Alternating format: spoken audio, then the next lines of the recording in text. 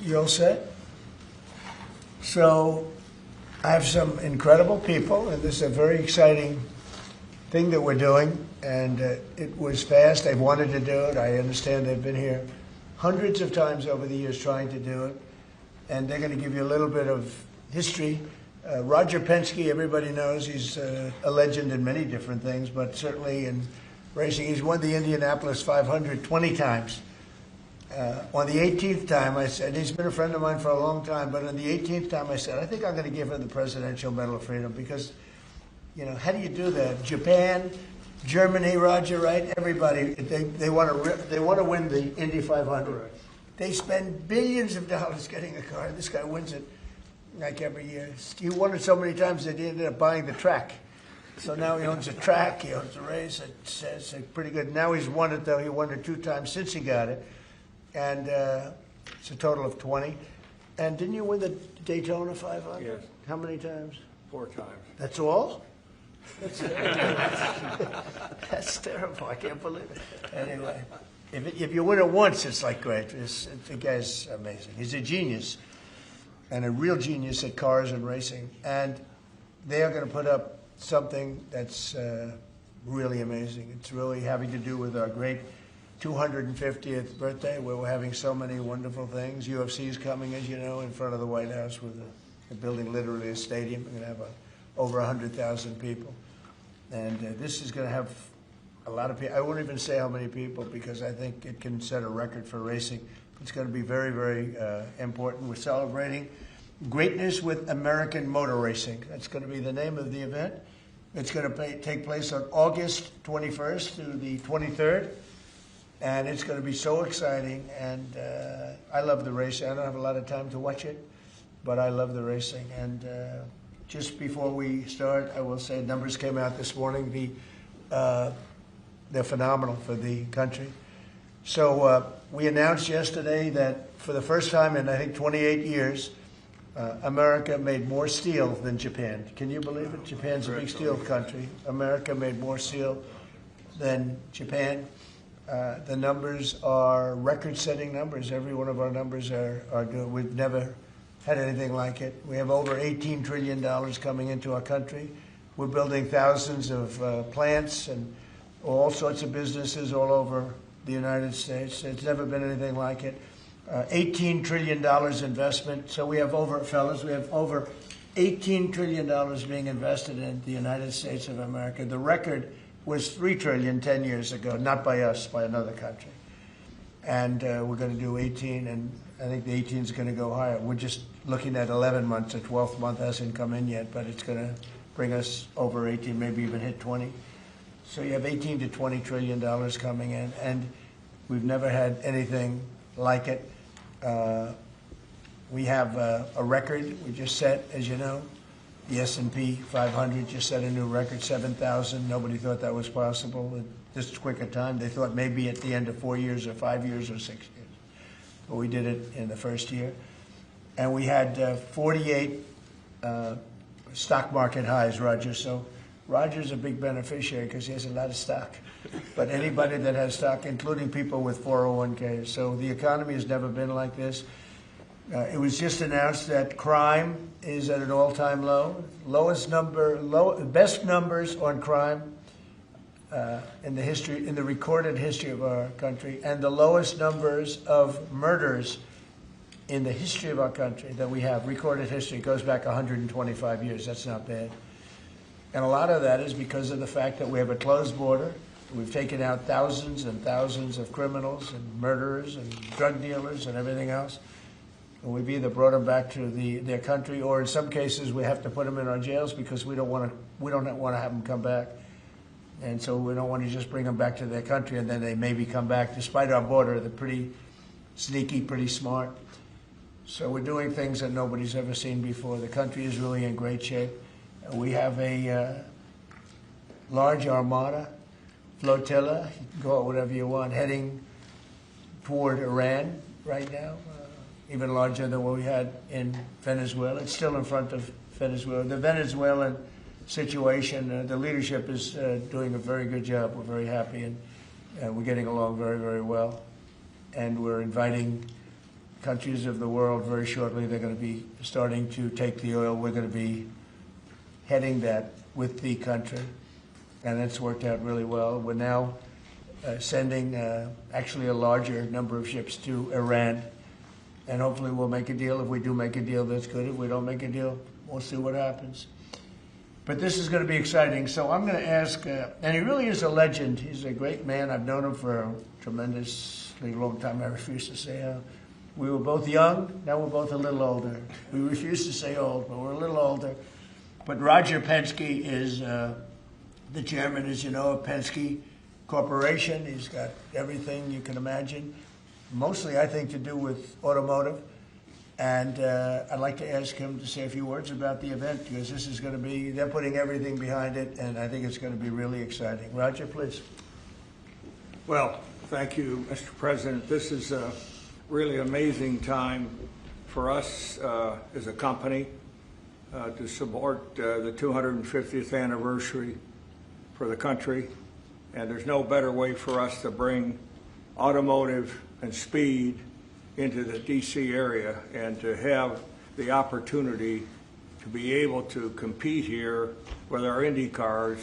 As you know, we own the Indianapolis Motor Speedway, and we are taking that history of over 100 years and the speed and what's taken place there with the different manufacturers and bringing it here to this race will be amazing. Certainly the Freedom 250, when you think about it, it's just a byproduct of what the President has done during this year. And this will be an event, obviously, in August, which will make a huge difference. And we're excited, be areas for people to see.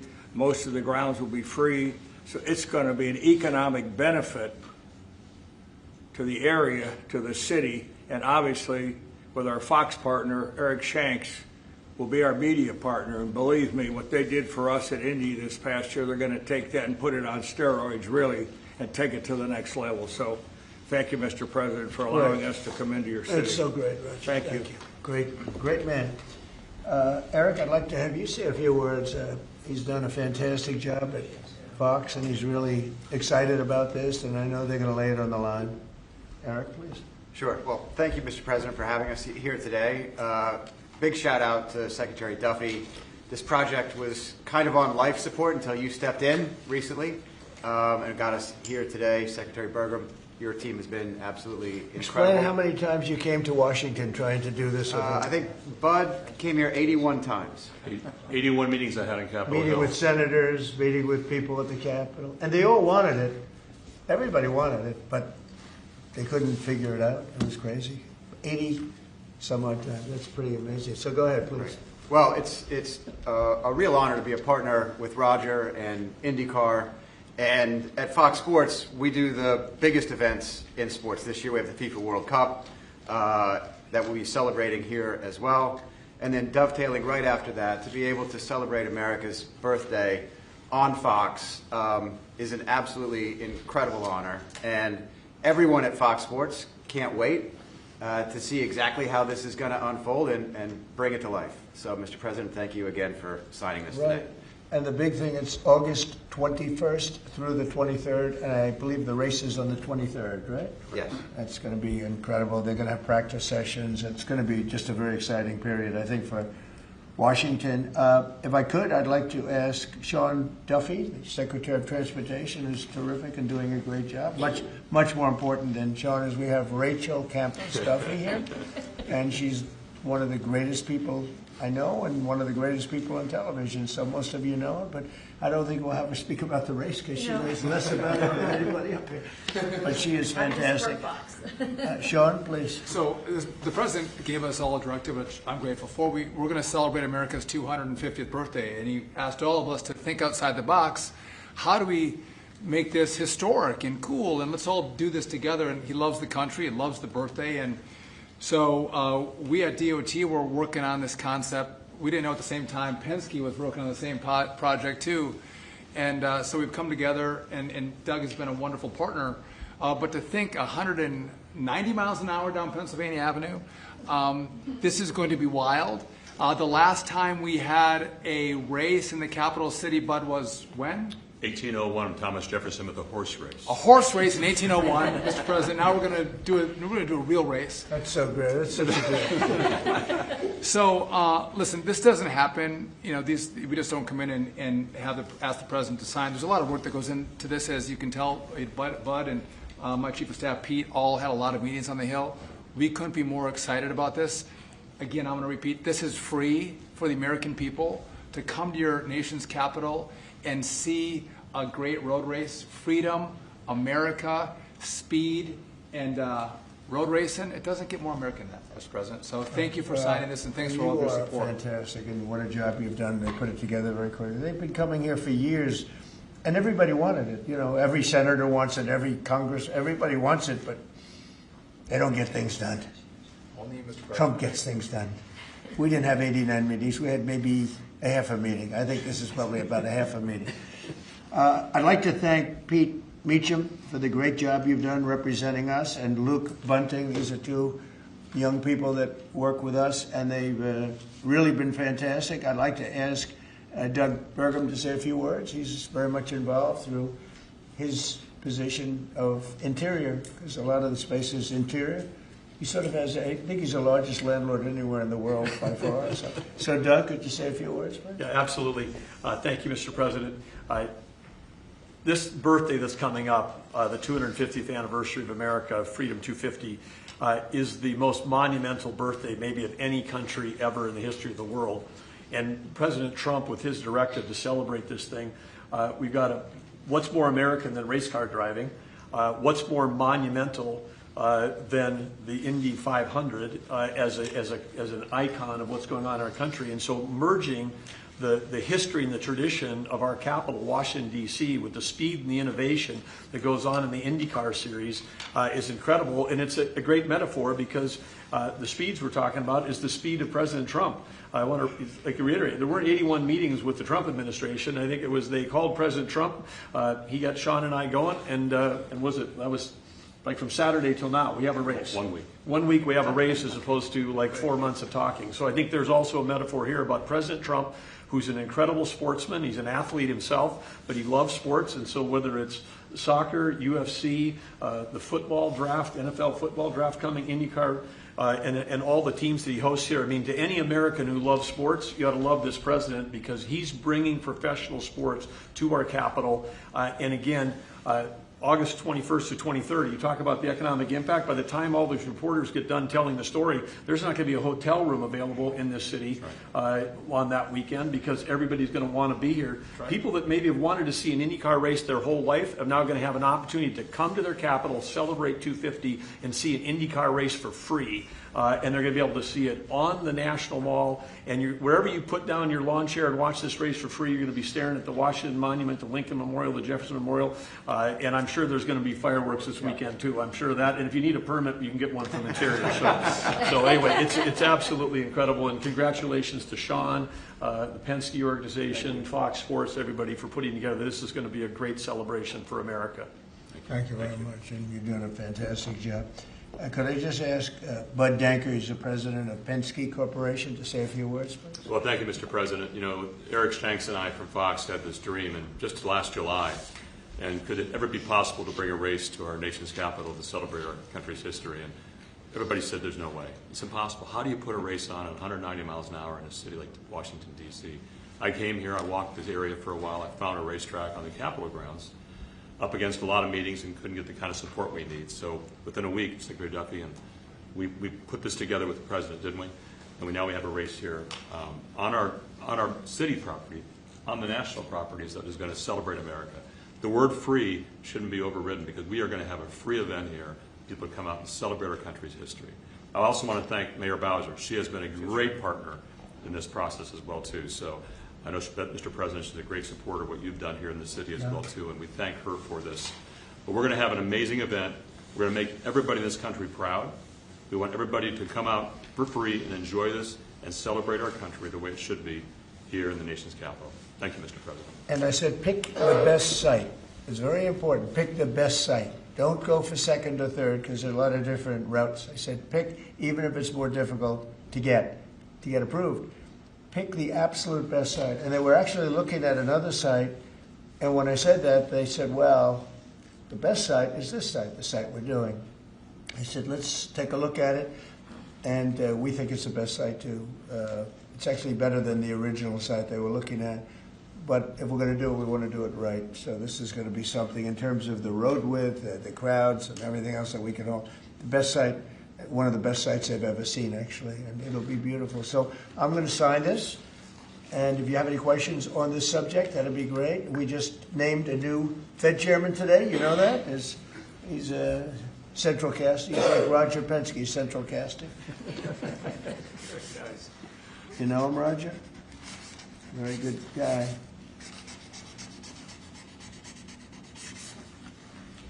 Roger, no auto pen. I didn't use an auto pen. Here, Roger, take that. I will. Thank you. Oh, it's great. Here you go, my man. I don't want to sign each letter. You know, they sign each letter. They hand pens. I used to watch these presidents. One letter.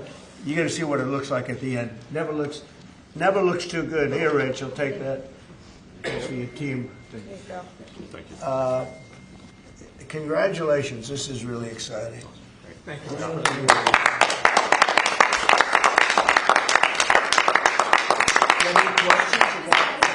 Fed chair nominee, since you just brought it up, did Yes. Kevin Warsh commit to you that he will push to cut interest rates if he is confirmed? No, but we talk about it, and I've been following them, and I don't want to ask him that question. I think it's inappropriate, probably. It probably would be allowed, but I want to keep it nice and pure.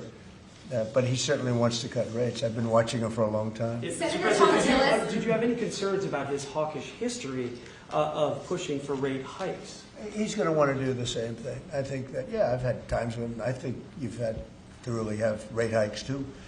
But he's very smart, very good, strong, young, pretty young, and I think he's going to do a good. I mean, he was the central casting guy that people wanted.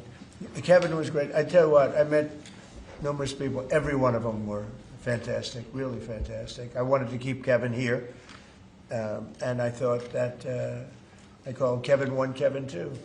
And we have, I said, it's going to be a Kevin, but Kevin really has been fantastic at the White House. You all know him. You know him very well. And so we have Kevin W. Are you concerned, Mr. President, about the confirmation hearings? We've heard No. Senator Tillis. No. You think with the DOJ investigation that's going on? This is, in the whole country, I would say that this was the perfect candidate. This was not a surprise or anything. This was the man that's most qualified. Top student, best schools, everything was like perfect. Youngest person ever to serve on the Fed. Got the whole package. Looks don't mean anything, but he's got the look, right? Roger, looks don't mean anything, but if they have the look, it's okay. But he's got the whole package, and I think he's going to do a great job, and he loves the country. Mr. President, why are you Yeah, wait. Will you speak to Please, in the back, yes. Are you giving Iran any kind of deadline to make a deal before potentially taking Only military they action? know for sure. Have you communicated that to them Yeah, directly? I have. Mr. President, do you have a timeline for when you're going to pull back potentially the federal presence there? No, we'll see how it all works out. They have to float someplace. They might as well float near Iran. But it's a rough situation going on. So I stopped 837 people, as you know, last week from being hung. They were going to hang 830. It was all set. And I'm looking at the people behind me. They say, what kind of racing's a lot nicer than that. They were going to hang 837 people, and I told them, if you do it, you're going to pay a price like nobody's ever paid before. They pulled back. I appreciated that. But a lot of people are being killed, so we'll see what happens. I can say this, they do want to make a deal. Mr. President, Virginia, actually, Virginia flipped the governors, and now they're looking at 50 proposals to increase taxes. What do you think about that? Well, I think it's terrible. I think a lot of people will leave Virginia.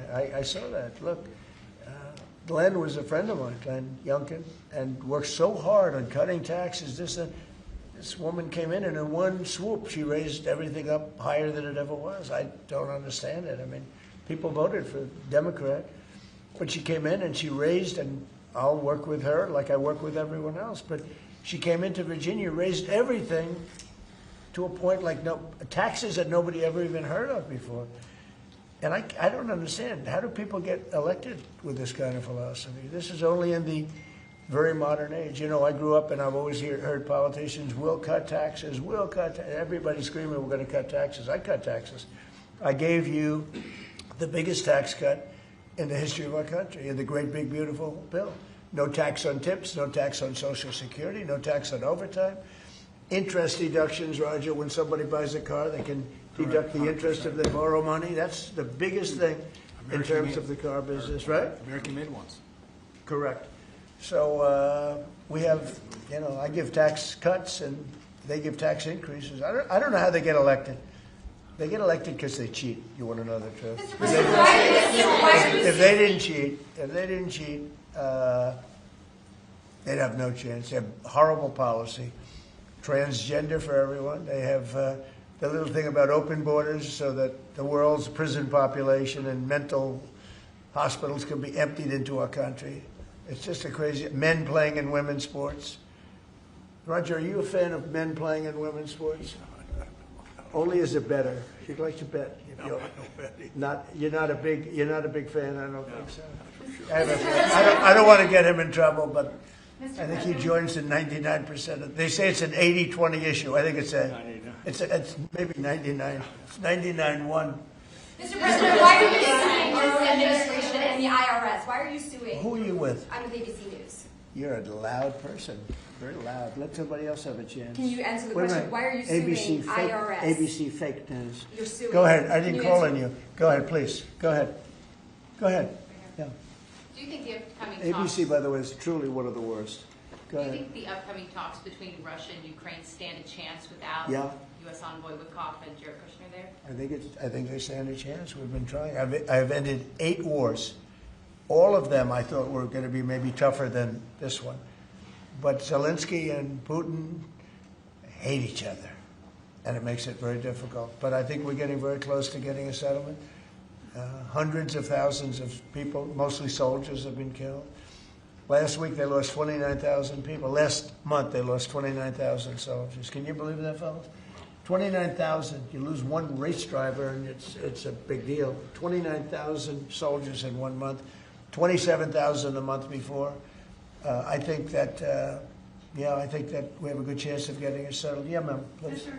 President, on the Warsh nomination, what is your strategy for getting past the hold that Senator Tillis has on this process? He said he won't allow. Well, that's that kind of thinking is why he's no longer a senator. He's going to be out of office. It's too bad. I always liked Senator Tillis actually, but he did some things that were not smart. And whatever, I mean, if he doesn't approve, we'll just have to wait till somebody comes in that will approve it, right? So that's it. But I saw that. He wants to be an obstructionist, but we have a lot of obstructionists. I've had a lot, and we've created the best presidency maybe ever. Yeah. If Iran doesn't make a deal, is your plan to replicate there what you just did in Venezuela? I don't want to say that. I don't want to talk about anything having to do with what I'm doing militarily, but we have a tremendously powerful fleet there. We have the most powerful ships in the world. We have the most powerful military by far in the world. We showed that on numerous occasions. I mean, I rebuilt the military in my term. If I didn't, I wouldn't, I think, be able to say that. But I rebuilt the military, the entire United States military in my first term. And now we're building it bigger, better, stronger than ever before. I'm adding to it. We're adding something called a battleship. You would find this interesting. The old-fashioned, beautiful battleships? And we're adding up to 25 of them. Each battleship is 100 times more powerful than the battleships of the 1940s, those big, powerful ones with the guns, because of what the ships carry. But we're going to build 10. And then we'll see how we like them, and we're going to go and do another 15 after that. It could be up to 25 battleships, 100 times more powerful. Can you imagine that? And it's peace through strength. We don't want to use them, but if we have to use them, we will. Mr. President, on the Fed, should the DOJ continue with its investigation into Jay Powell? That seems to be a sticking point for Senator Tillis.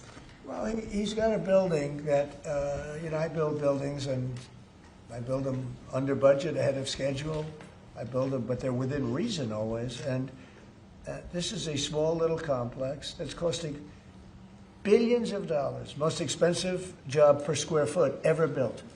And it's a little complex, it's a little Fed complex. I built the hotel on Pennsylvania Avenue, and I built it for around $200 million, and it's bigger than that. They're spending many times that amount to do a renovation of a building. I've heard numbers as high as $4 billion. $4 billion to build a building. I could have renovated that building and fixed it up, made it beautiful for $25 million. They're going to spend close to $4 billion on it. So it's either gross incompetence or it's theft. Somebody's making money because you can't spend. It's more per square, and you have half a building there. You know, you have the structure, you have the exterior skin that they're not changing much. They're building a building and they're spending almost, I mean, I'm hearing numbers of between $3 and $4 billion. It's the most expensive structure ever built per square foot. So he's either incompetent or he or somebody is a crook. And we'll find out. Mr. President. Do you think Christine on should step down? Minneapolis, On Minneapolis, Governor Tim Walz recently likened the conflict on the ground to Fort Sumter, sort of implying that this is the beginning of a civil war. Do you agree with that characterization? Do you feel like there's a civil war brewing in Minneapolis? Well, does he know what Fort Sumter was, or do you think somebody wrote it out for him? No, this is, I was elected on law and order. I was elected on a strong border. We had a border that allowed 25 million people to come in. Many were murderers. They murdered people. We had 11,888 murderers. We had prisons, including Venezuela, but Venezuela opened its prisons. So did the Congo. The Congo in Africa opened its prisons and dumped people into our country. Many countries did that. I would have done that if I were leading a country. I would have dumped the prisoners into our country. We had open borders. We had all these things. I was elected on law and order. I was elected on the economy. I was elected on a lot of reasons because when I took over, we inherited a mess. Prices were too high.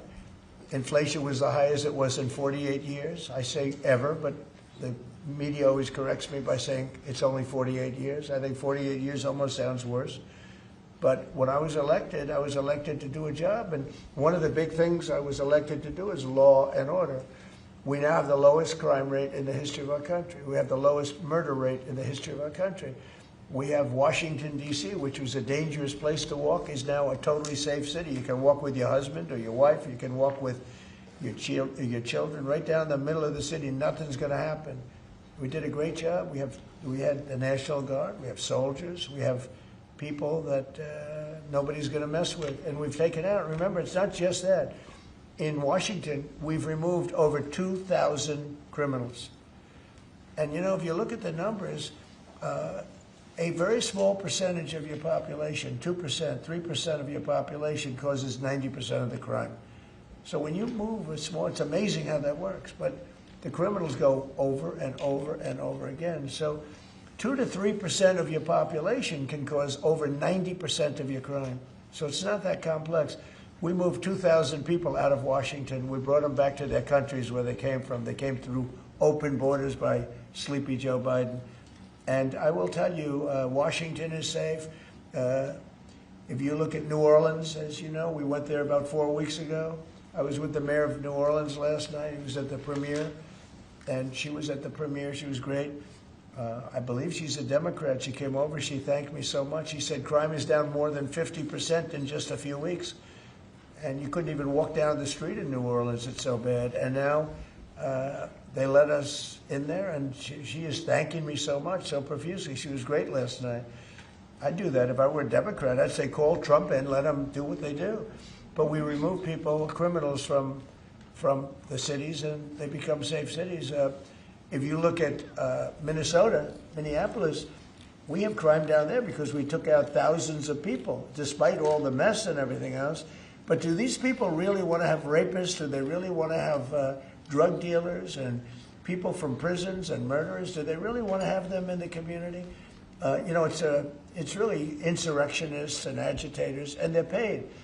And you can tell a lot of reasons. Number one, they're professionals, you know, with their mouth. But they're also, you look at the signs. The signs are all professionally made. They have signs that are gorgeous. In fact, I want to get the sign because I need a lot of signs for different things, and I want to find out whoever does their signs, they do a beautiful job. You know, everybody has this beautiful sign with brand new wood. It's like leather panels. They have a leather handle on the bottom. These are not people these are people that are handed signs, and we know pretty much, we're getting very close to it, but we know pretty much who's funding this stuff. These are paid insurrectionists, paid troublemakers. But I was elected by a landslide. I won every swing state. I won the popular vote by a lot. I won everything. I won everything. And I was elected by a landslide on law and order and on strong borders. We had a border that was so bad, so open, where 25 million people came in over a period of 4 years, and now nobody comes in. Nobody even tries to come in. And I can only say, I think, we'll say it very plainly, elections have consequences. The people want law and order. And we have a silent majority. You know, we have a silent majority of people. They don't go and riot and everything else, but they like what we're doing. They like having a safe city. I get calls every single day. Every person I see working in the White House, people I don't know, many people work here, and they say, I'd like to thank you, sir. Why? You've made Washington so great. We walk to work. They walk to work. You people know it very well. You walk to work now. You used to take an Uber or a taxi or something, and you even felt like in danger there. Every person in this building, I mean, virtually every time I see somebody, they thank me. Because a year and a half ago, they lived in hell, and now they can walk to work, and they're totally safe. Nothing's going to happen. And if anything did happen, the person that did it would be living in hell for a long period of time. Thank you very much, everybody. Thank you, our reporters. You guys keep moving out. Thank you very much. Thank you, press. Thank you, press. Thank you. Keep moving, guys. Thank you. Thank you guys. Thank you guys.